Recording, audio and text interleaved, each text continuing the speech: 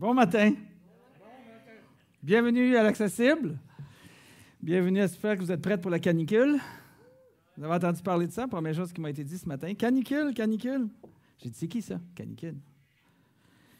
On va la vivre comme il faut. Hey, ce matin, j'aimerais ça qu'on commence avec... On poursuit notre série « Ce dont le monde a besoin ». Puis, j'aimerais commencer à vous poser une question, peut-être en vous demandant, est-ce que vous vous êtes déjà fait prendre en quelque part par rapport à quelque chose que vous ne devriez pas faire? Mais vous avez été surpris, on vous a pris en train de... Des choses très banales comme peut-être...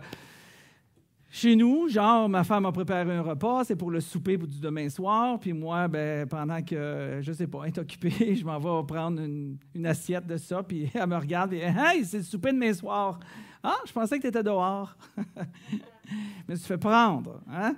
Ou bien, tu t'en vas couper le gazon, puis à un moment donné, il fait chaud, fait que tu arrêtes en cours de route, puis finalement, tu prends une petite pause, puis finalement, tu t'endors, puis là, oups! Hey, tu n'es pas supposé couper le gazon. Je me suis fait prendre. On peut se faire prendre dans des petites choses de même, hein? Mais on peut se faire prendre dans des choses un peu plus grandes. Je me souviens, quand j'étais jeune, vous le savez bien, il y a quelques années, j'avais pas encore, je spécifie, là, j'avais pas encore connu le Seigneur, hein? Donc je ne marchais pas du tout dans la foi, mais d'aucune manière. Puis, à ce moment-là, j'étais vraiment un hippie qui faisait du pouce au travail de la planète, sauf quand je m'en allais prendre l'avion. Puis, à un moment donné, vu que je me promenais un peu comme un bohème un peu partout, à ce moment-là, j'étais dans le sud de la France. Puis, c'était pas facile de manger dans ce temps-là parce que je me promenais errant au gré du vent, puis au gré des circonstances, Puis à un moment donné, j'avais faim. Fait que là, mais j'avais pas d'argent, je travaillais pas, puis j'étais un peu mal pris.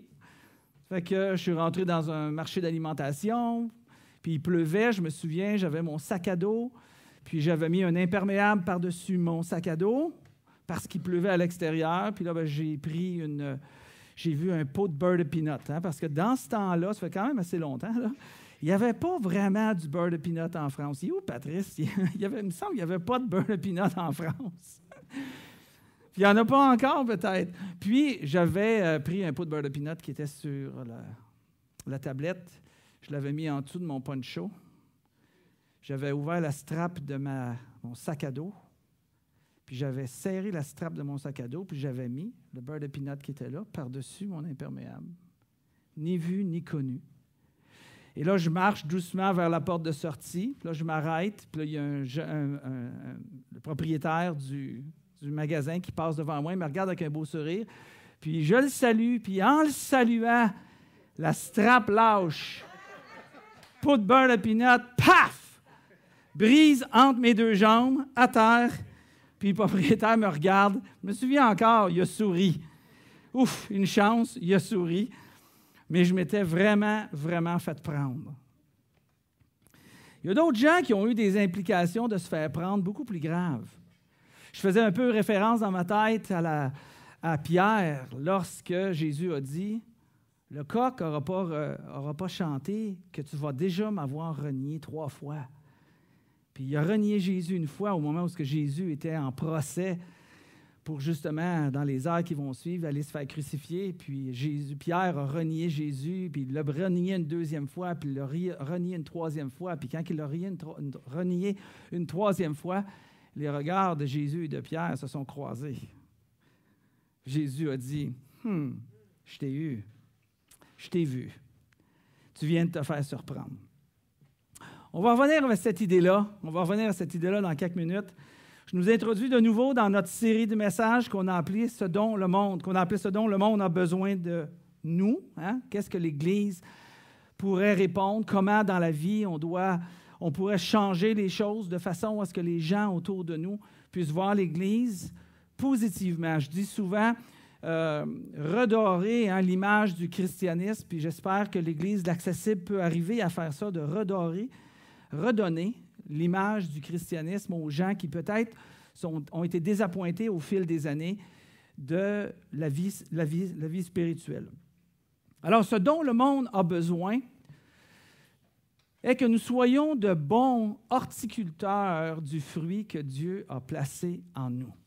Dieu nous demande d'être de bons horticulteurs. Dieu nous demande de prendre soin du fruit qu'il nous a donné, qui vit en nous, de prendre soin de lui en lui donnant l'eau spirituelle de la parole. Hein? Il y a une illustration qui est donnée comme ça dans la Bible, que l'eau fait référence à la parole de Dieu. Puis en même temps, il fait référence qu'on a en nous le fruit de l'esprit qui doit être nourri par l'eau de la parole, qu'on puisse lui apporter les soins qui sont nécessaires dans notre vie pour que ce fruit, justement-là, soit goûteux pour les gens autour de nous, qu'on puisse émonder notre vie de façon à ce que le fruit soit le plus attirant, le plus goûteux, le plus intéressant possible pour les gens qui sont à l'extérieur de notre vie ou de l'Église. Puis je ne parle pas juste de l'Église ici, mais je parle de notre vie autour de nous. Nous sommes l'Église, nous sommes le corps de Christ. Alors, ce fruit spirituel décrit par Paul est repris de nouveau par Pierre. Et dans cet même esprit que je nous dis là, de prendre soin du fruit qui nous habite dans notre vie, il mentionne et dit, « Car si vous possédez ces qualités qu'on fait référence depuis 6 semaines, et si elles grandissent sans cesse en vous, elles vous rendront actifs et vous permettront de connaître toujours mieux notre Seigneur Jésus-Christ. » Il y a une promesse associée au fait de marcher dans l'Esprit et de laisser le fruit de l'Esprit grandir en nous de façon à ce qu'on acquiert une maturité. Une sérieuse maturité se reflète dans la vie des individus, dans leurs caractéristiques, dans leur comportement, dans leur manière de vivre, dans la manière qu'ils vont de mieux en mieux représenter Jésus-Christ parce qu'ils vont être de mieux en mieux, de plus en plus à l'image de Jésus-Christ. La vraie maturité, ou la profonde, je dirais, la profonde maturité se retrouve dans le comportement beaucoup plus que dans la connaissance intellectuelle, théologique des choses de Dieu. C'est supposé nous changer, c'est supposé nous transformer. Je vous rappelle les caractéristiques, je ne sais pas si vous vous en souvenez, je ne sais pas si vous les avez appris par cœur, mais les caractéristiques qu'on retrouve dans le livre de Galates, au 5e chapitre, versets 22 et 23. Je ne sais pas si vous vous souvenez, le fruit de l'esprit, c'est l'amour, la joie, mets-le pas tout de suite, la paix, la maîtrise de soi, la patience, on l'a dit, l'amour, la bonté, l'humilité, la gentillesse. Je pense qu'on les a toutes dit, le 9. Il y a 9 caractéristiques qui sont associées au fruit de l'esprit. Alors, de ces 9 caractéristiques-là, on va en parler une aujourd'hui. Ce que le monde a besoin de nous, c'est notre douceur. Ce que les gens ont besoin de nous, c'est notre douceur. Mais cette douceur-là est définie comme ceci. L'humilité précède la douceur. C'est ce que tu as dit, Claire. L'humilité précède la douceur. Paul, il dit à un moment donné à l'église de Philippiens, donc qui était une église qui était en Grèce, il leur dit que votre douceur soit reconnue de tous les hommes. Hommes au sens générique. Que votre douceur soit connue de tous les hommes. Mais lorsque le texte biblique fait référence à douceur, il ne fait pas référence à quand tu flattes un chat avec douceur. Il ne fait pas non plus référence à agir avec douceur dans le sens de « oh, il est fin » ou « il est gentil ». Ce n'est pas dans ce sens-là que le texte a été traduit, le texte original a été traduit quand il utilise le mot « douceur ». Quand il parle de mot « douceur », il parle de quelque chose, une attitude du comportement humain qui s'exprime au travers de l'humilité. Et c'est pour ça que l'idée principale de ce matin que j'aimerais qu'on retienne, c'est que l'humilité précède la douceur. Dans le fruit de la douceur, se retrouvent mélangés, si vous voulez, les grains qui se retrouvent dans le fruit, si on pourrait le dire ainsi. Il se retrouve cette idée-là d'humilité. Alors, ça aurait presque pu être traduit comme humilité. En anglais, pour ceux qui parlent anglais, on a traduit ça par meekness. Ce n'est même pas un mot qu'on a en français comme un équivalent.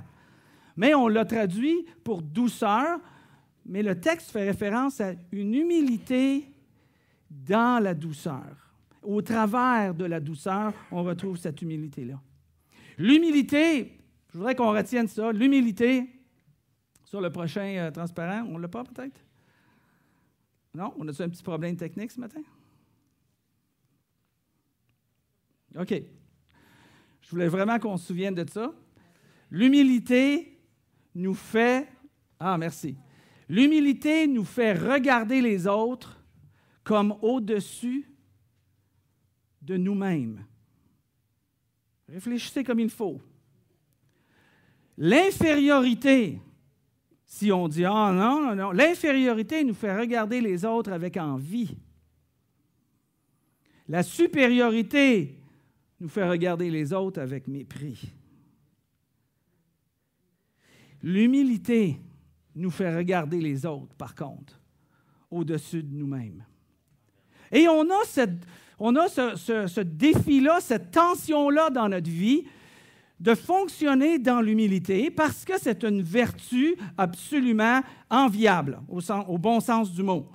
Mais on est confronté dans notre vie, si on ne fait pas attention, à des moments où on va agir avec infériorité, puis on va se regarder inférieur, puis c'est pas bon, c'est pas sain.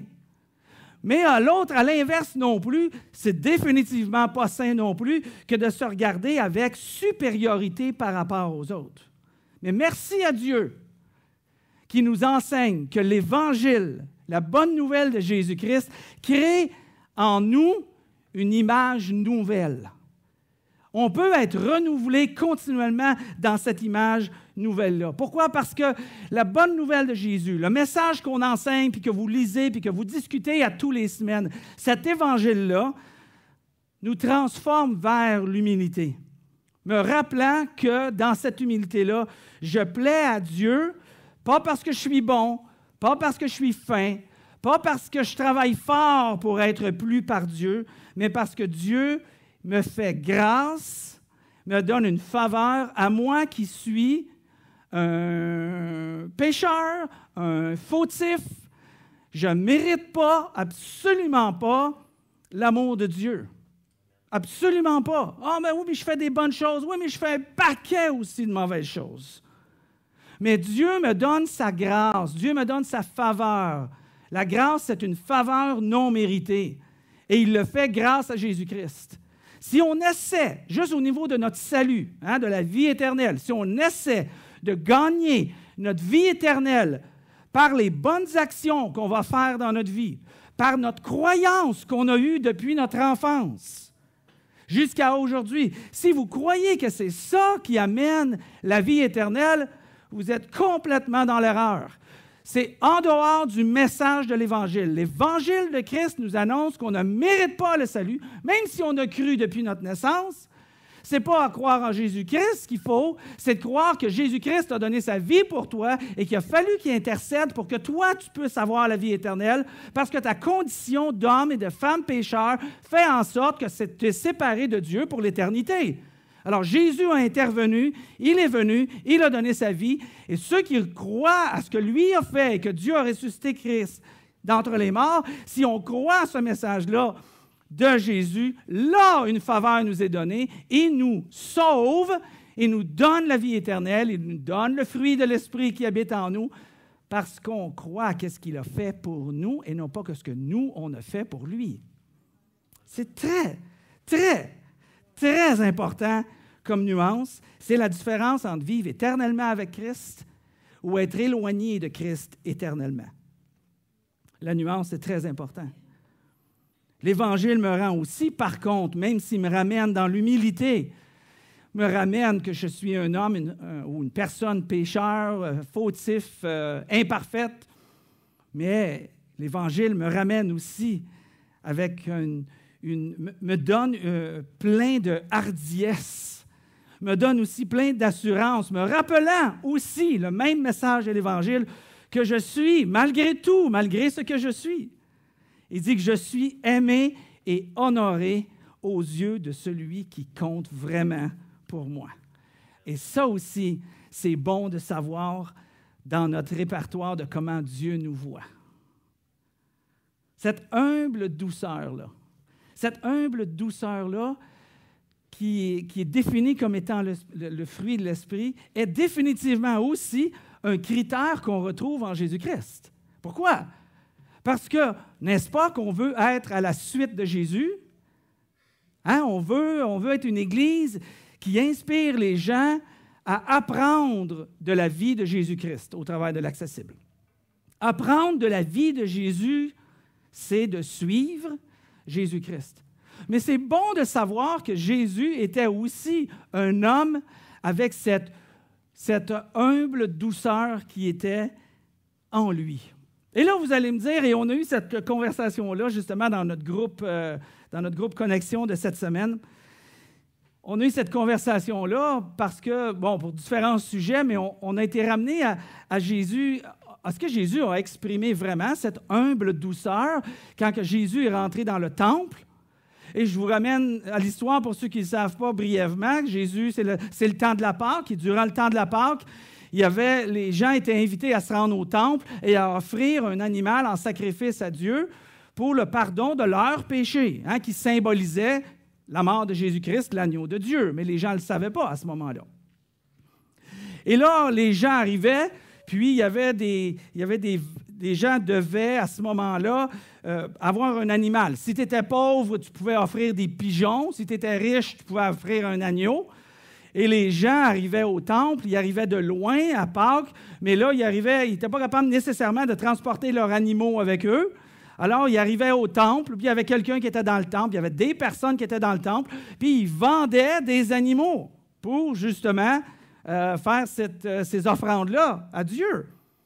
Et là, il y avait des gens qui échangeaient leur argent parce qu'il y avait une sorte d'argent qui était utilisé pour le temple et il y avait une sorte d'argent ou comment on dit ça?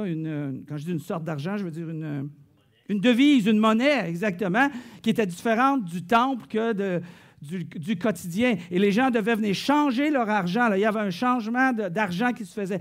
Mais c'était tellement abusif, cette histoire-là, que c'était devenu un commerce malsain. Puis Jésus est rentré dans le temple, puis là, il a vu les tables des gens qui faisaient les échanges monétaires, puis il a renversé les tables des échanges monétaires, il a renversé les bancs, il a renversé les chaises, puis il s'est mis à dire « Vous faites de ma maison une caverne de voleurs! » Et les gens qui devaient se dire « une humilité, une douce humilité. »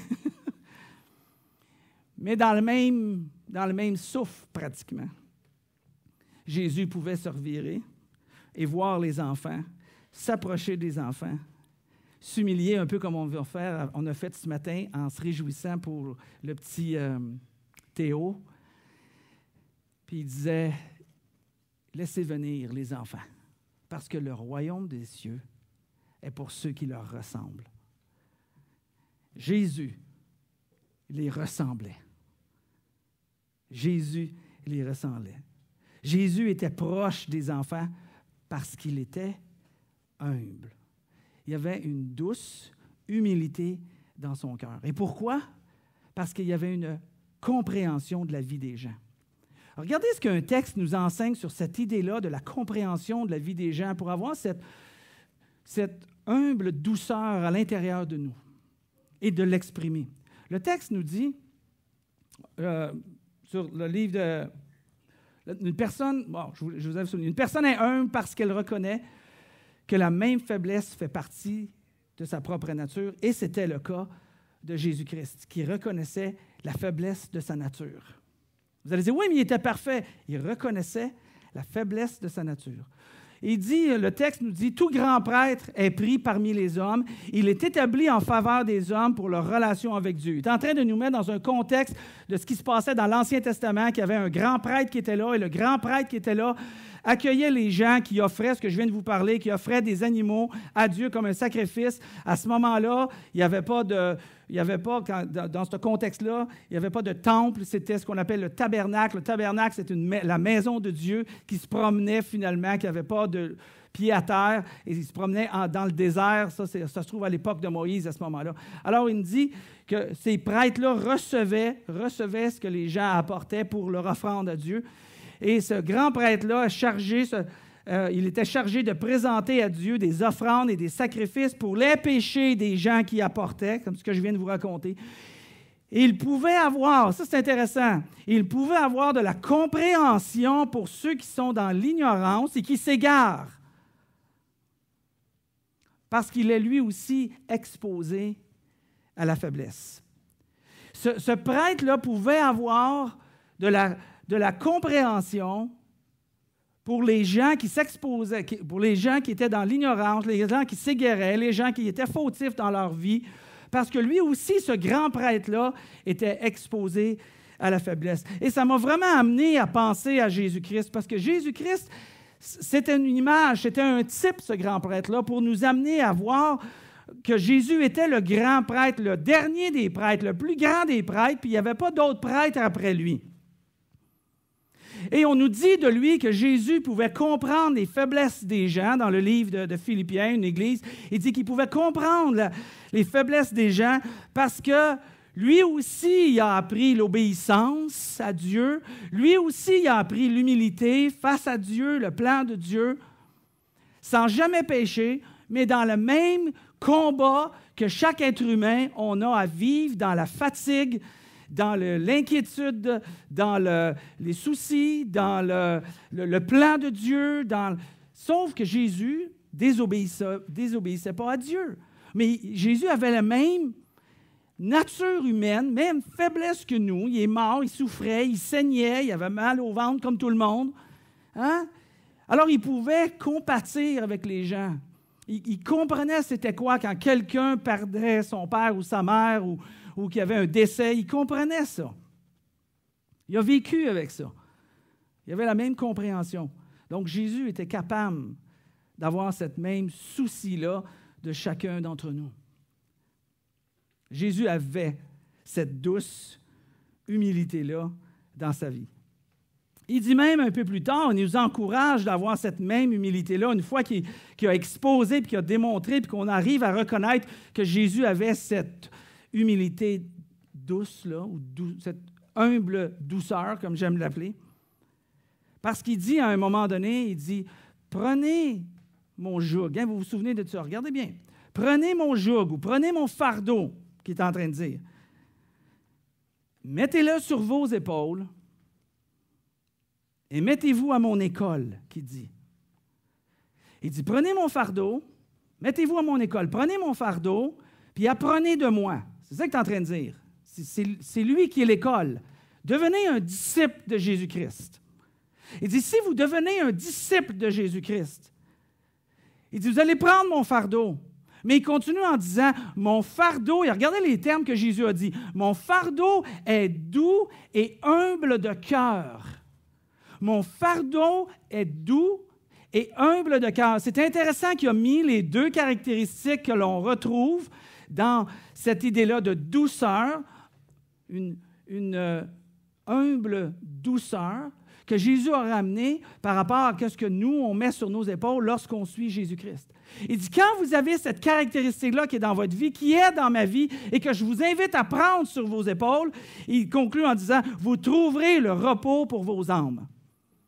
Vous trouverez le repos pour vous-même.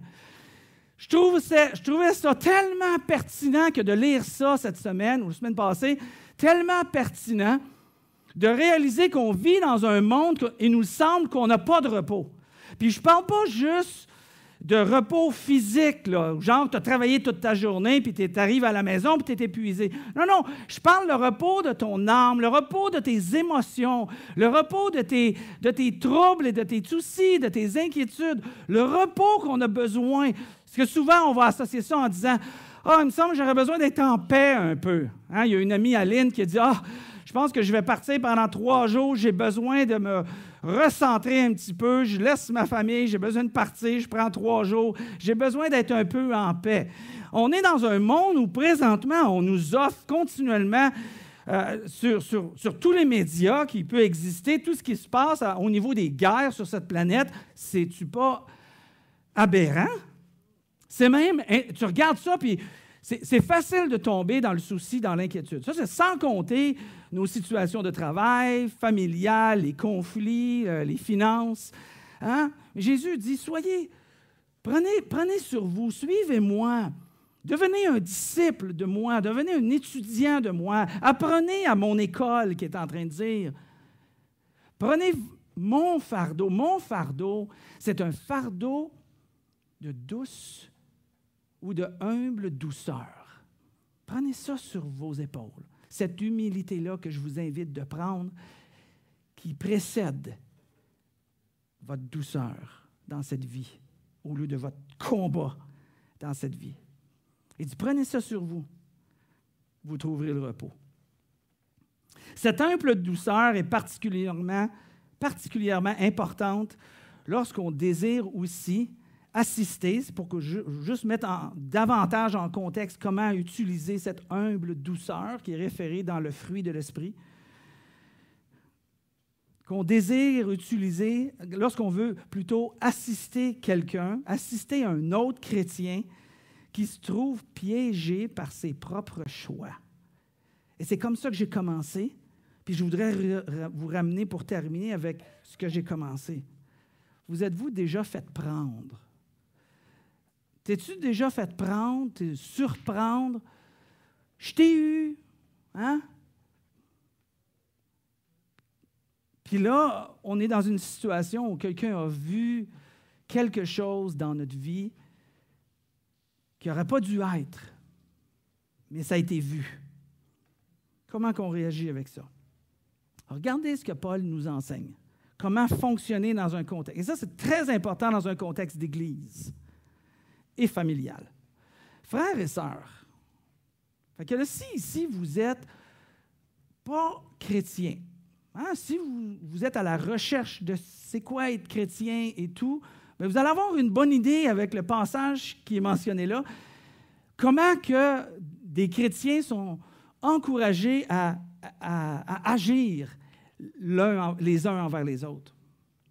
Il dit, frères et sœurs, si quelqu'un s'est laissé surprendre par quelque faute, vous qui vivez selon l'Esprit, quand il parle « vivez selon l'Esprit », il fait juste référence à quelqu'un que l'Esprit de Dieu lui habite parce qu'il a reconnu Jésus-Christ comme étant son Sauveur, qu'il est mort pour moi et que Dieu m'a fait une grâce par Jésus.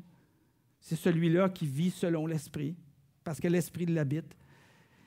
Il dit, si quelqu'un s'est laissé surprendre par quelqu'un, pour quelque faute, vous qui vivez selon l'Esprit, si c'est votre cas, ramenez-le, ce frère ou sœur. Ramenez-le dans le droit chemin avec un esprit de douceur.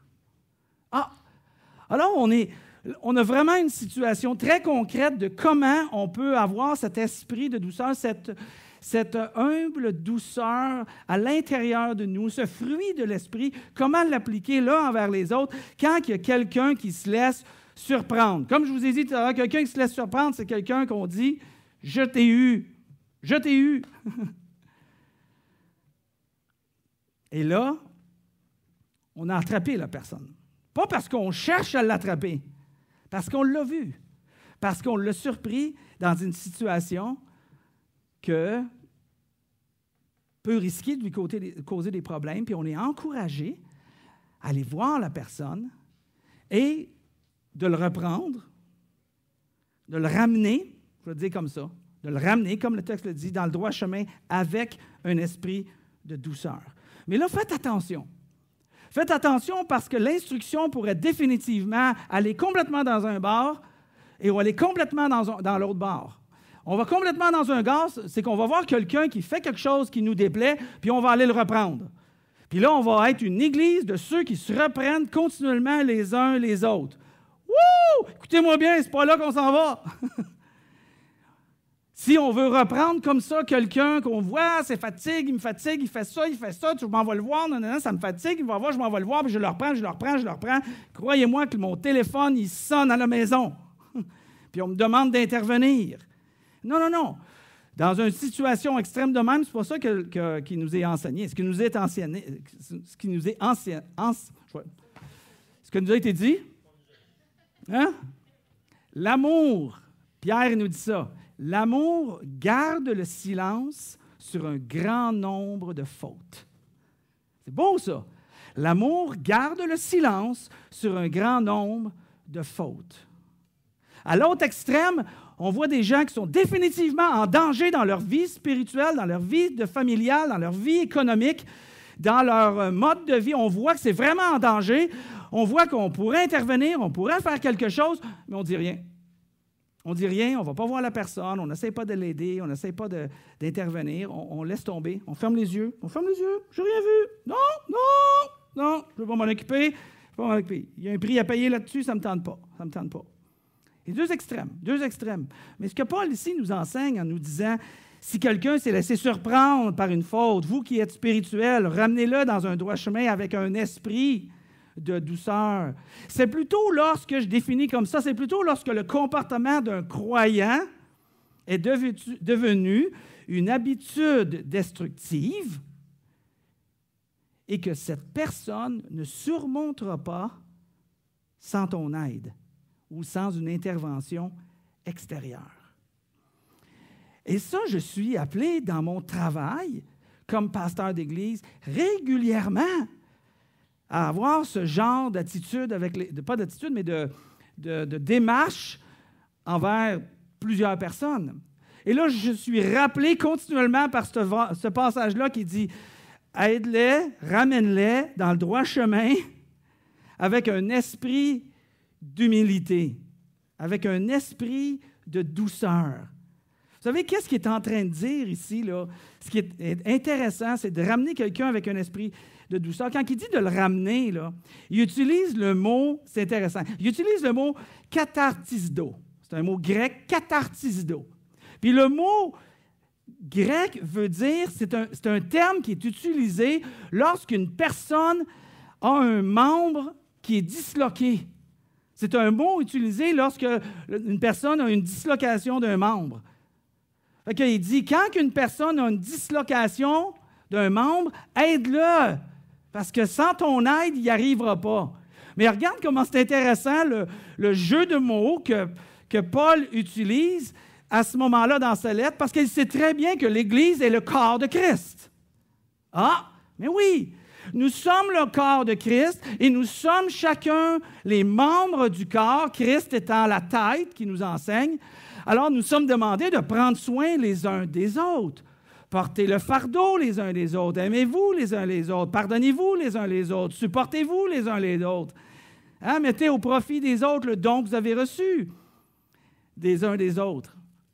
Et à un moment donné, si à un moment donné, dans l'Église, il y a quelqu'un que son corps, il est disloqué, un membre du corps est disloqué par rapport au restant du corps, pour le bien de cette personne-là et pour le bien du restant du corps, on veut aider cette personne-là à revenir dans son emboîture, là où ça devrait être. Et c'est dans cet esprit-là que l'apôtre Paul nous dit de comment ramener une personne, enlever cette dislocation-là. J'ai vu un film récemment qu'un monsieur qui est tombé, puis il s'est disloqué l'épaule. Puis, il y avait un médecin qui était là sur place, puis il a pris l'homme, il l'a mis à terre, ça se trouve dans les années 1800, il n'y avait pas toutes les méthodes qu'aujourd'hui, puis il a mis la personne qui était à terre, puis il a mis son pied sur son épaule. Puis là, il a pris son bras, puis là, il a tiré là-dessus. Slaut! On a entendu « crac » dans le film. Hein?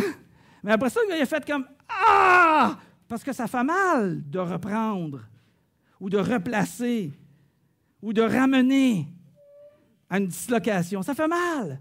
Mais ça fait mal sur le coup. Après ça, il était là comme Ben là, hey, c'est bon ça? Ben merci bien. Puis il était reconnaissant envers l'homme qui était là sur le chemin, qui a passé à ce moment-là au chemin. C'est dans cet esprit-là qu'on est encouragé d'aider les uns les autres, dans cet esprit-là de douceur, d'humilité pour chacun d'entre nous. Mais il continue en disant, mais fais attention à toi sur le prochain. Fais attention à toi. On a un problème un matin. Hein? Ah, OK, excusez-moi, c'est moi. J'ai un problème un matin. Et toi qui interviens, mais il nous dit, là, il nous met en garde, parce qu'il ne veut pas qu'on se divise. Ça prend de la sagesse, du discernement, de l'intelligence, la parole de Dieu, l'Esprit de Dieu, les conseils autour de nous, l'expérience autour de nous.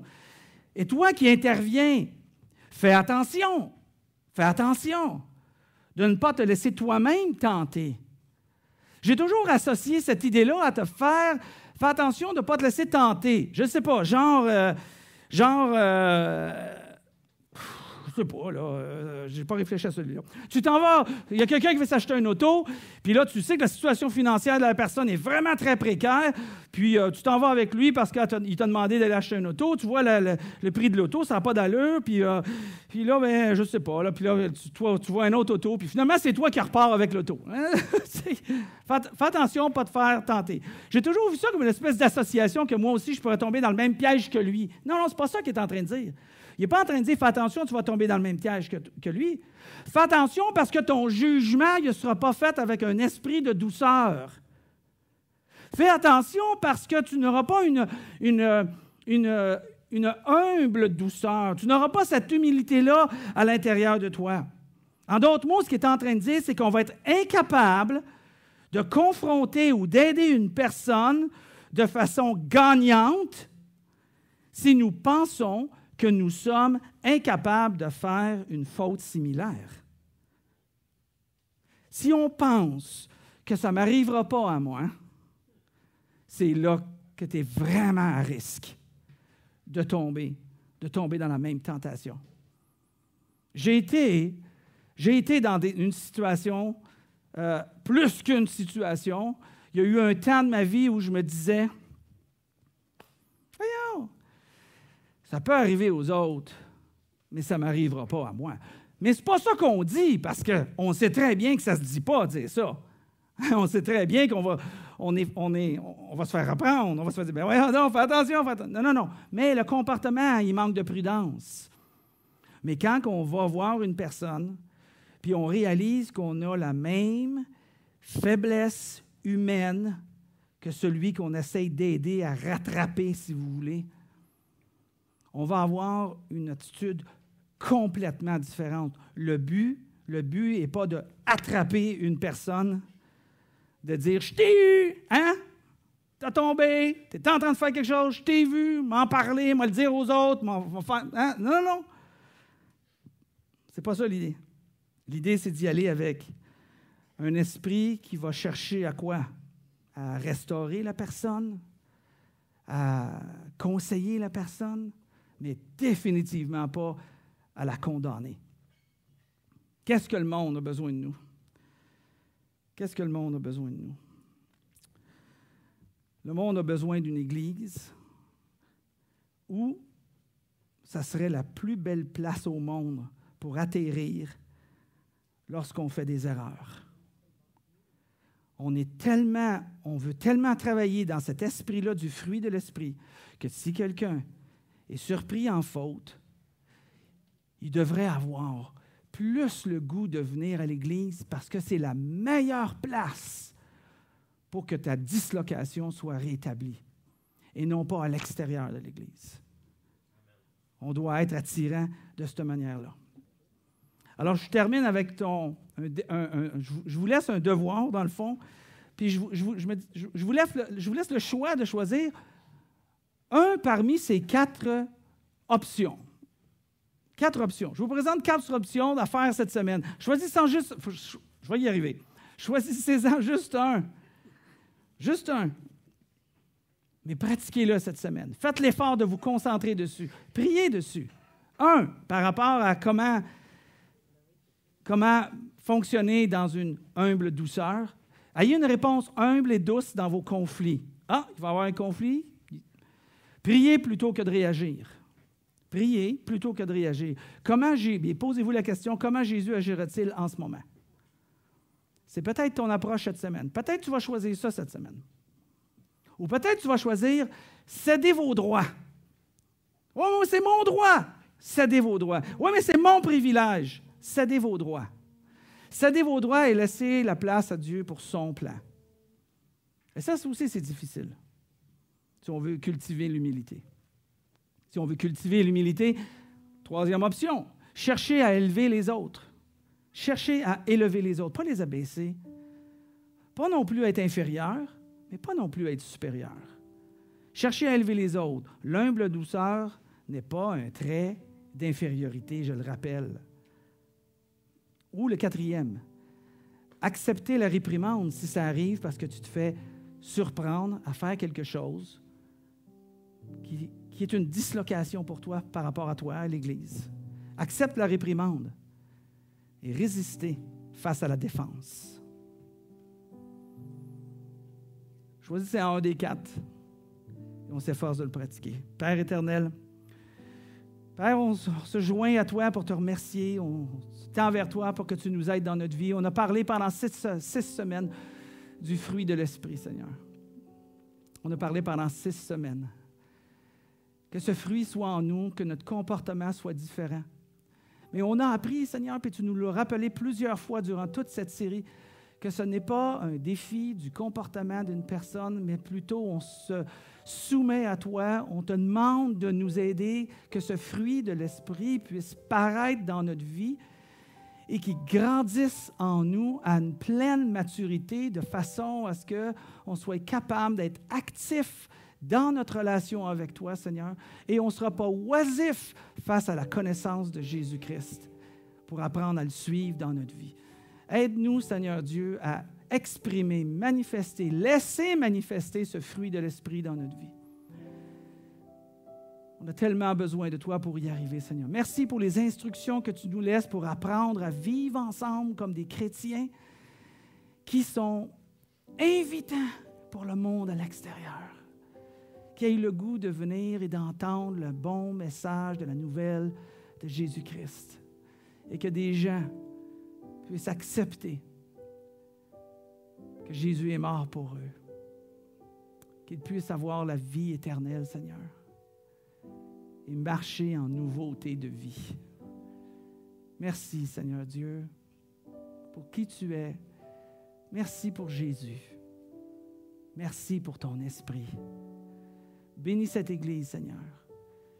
Aide-la à grandir, à poursuivre son parcours que tu as placé, cette belle Église que tu nous as donnée, Dieu.